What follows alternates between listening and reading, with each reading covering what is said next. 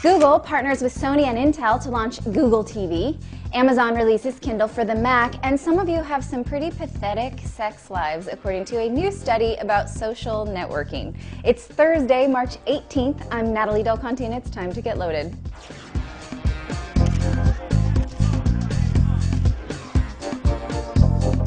Google, Intel, and Sony are working together on something called Google TV. It's meant to bring the web into your living room through your existing TV and set-top box. So Sony would be the hardware or the box, Intel would make the chip that runs it, and Google will be the software. Logitech is also on board to handle the remote control or the wireless peripherals like the keyboard or the speakers.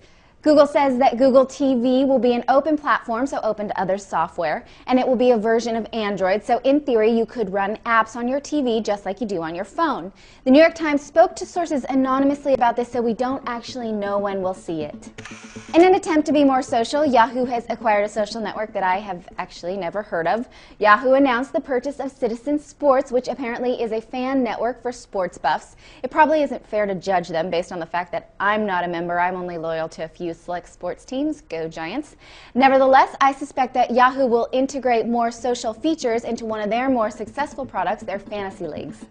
AT&T announced a new line of chargers that will stop pulling power from your wall when it senses that the phone is charged. The chargers are called AT&T Zero chargers, and they're supposed to prevent the phantom power that's pulled off the grid, which AT&T estimates is enough power to power 24,000 homes per year.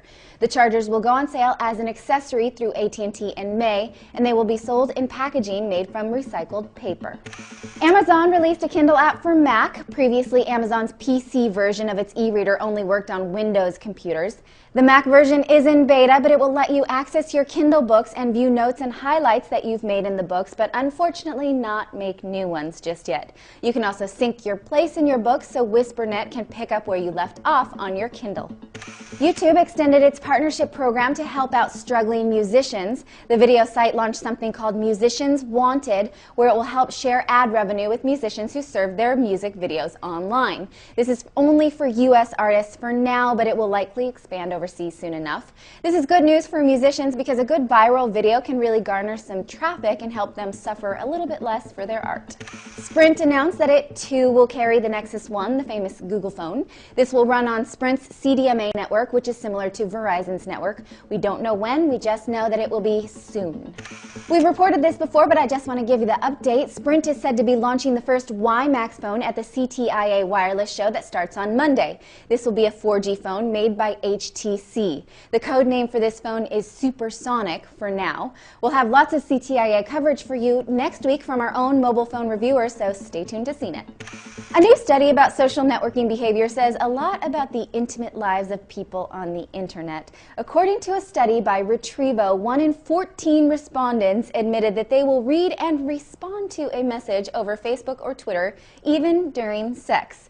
This number jumps to 1 in 10 for people under 25. I'm sorry, during sex? How boring can it be that your social networking is more important? Further, 1 in 3 will take a message during a meal, which is a pet peeve of mine, people who use their gadgets at the dinner table. This is just sad, people. I hope you aren't having a meal with someone right now while you're watching our show or doing the other thing that we talked about. Those are all your headlines for today, and that wraps up your week of Getting Loaded. I will see you on Monday. Have a great weekend, and thank you for watching. I'm Natalie Del Conte with CNET TV, and you've just been loaded.